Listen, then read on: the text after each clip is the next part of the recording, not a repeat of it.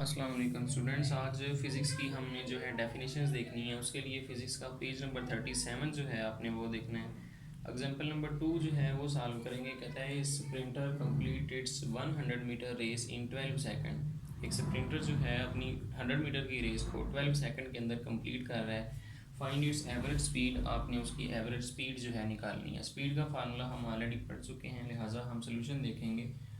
तो given data के अंदर लिखेंगे टोटल डिस्टेंस जो उसने दिया हुआ है वो 100 मीटर है और टाइम टेकन जो दे रहा है वो 12 सेकंड दे रहा है।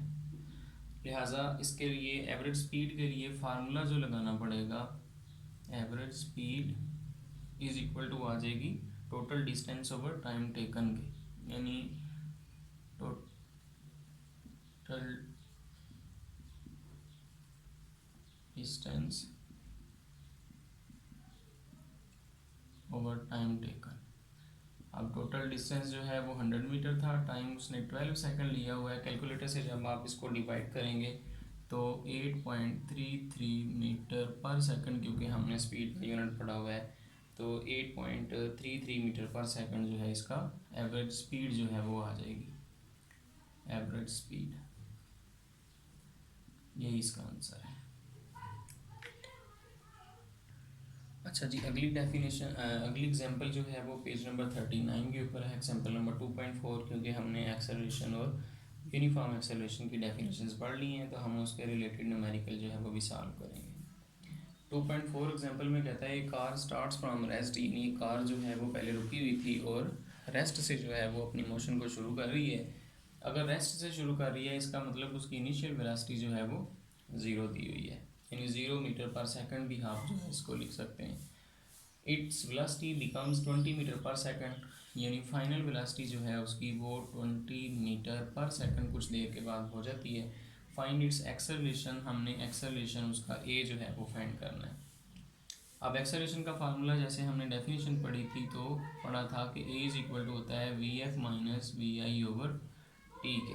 तो ये जो है वैल्यूज़ दर्ज करेंगे। ए इज इक्वल टू आ जाएगा 20 minus zero over time T जो है वो 8 सेकंड जो है वो दिया हुआ है, जो कि मैंने इधर नहीं लिखा, जगह थोड़ी हो जानी सी, इसलिए आप लिख सकते हैं यहाँ पे कि टाइम टी जो है वो 8 सेकंड है।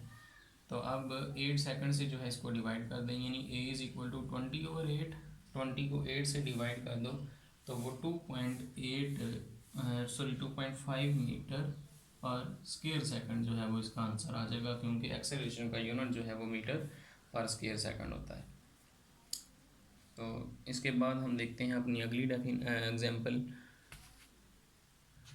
अगली जो हमारी एग्जांपल 2.5 नंबर है, इसमें कहता है फाइंड द रिटार्डेशन। रिटार्डेशन हमने कल भी पढ़ा था। असल में होता है कि जब एक्सेलरेशन जो होता है वो नेगेटिव होता है, यानी जब स्पीड लेस हो रही हो, कम हो रही हो किसी भी ऑब्जेक्ट की, तो फिर जो एक्सेलरेशन उसमें पैदा होता है वो रिटार्डेशन कहलाता है। तो हमने एक्सेलरेशन ही असल में फाइंड करना है। और कब फाइंड करना है? When a car moving at a speed of 30 metre per second, जब एक कार जो है वो 30 मीटर फी सेकंड की स्पीड से मूव कर रही हो। इसका मतलब initial velocity 30 metre per second आ जाएगी और उसकी जो फाइनल वेलोसिटी है, क्योंकि वो आहिस्ता आहिस्ता कम होती जाएगी और जाके 15 तक उसने कहा हुआ है कि स्लो होने तक वो 15 मीटर पर सेकंड रह जाती है। इसका मतलब V F is equal to 15 metre per second जो है वो रह जाएगा। रिटार्डेशन हमने फाइंड करना है जबकि टाइम भी दिया हुआ है कि इन 5 सेकंड, लिहाजा टी इज़ इक्वल टू हम लिख सकते हैं 5 सेकंड के, और एक्सेलरेशन जो है यानी रिटार्डेशन में हमने फाइंड करना है। फार्मूला होगा as a is equal to होता है V F minus we I over T के। A is equal to v f की वैल्यू जो है वो 15 माइनस वी आई की वैल्यू 30 ओवर टी की वैल्यू जो है वो 5। यूनिट्स आप साथ लगा लें। मैं बेसिकली आपको समझाना चाहता हूँ, आप जो है एक दफ़ा खुद प्रैक्टिस करके लिखेंगे तो बेहतर तरीके से आप लिख लेंगे। A is equal to -15 over 5। अब ए को -15 से 5 को -15 से जब डिवाइड करेंगे तो वो ए इज़ इक्वल टू -3 रह जाएगा। और एक्सेलरेशन का यूनिट जो है हमें पता है वो मीटर पर स्क्वायर सेकंड होता है, लिहाजा इसके साथ हम यूनिट मीटर पर स्क्वायर सेकंड लगा देंगे। तो ये जो है इसका आंसर बन जाएगा, यानी कि 3 मीटर पर स्क्वायर सेकंड और माइनस शो कर रहा है कि ये रिटार्डेशन है।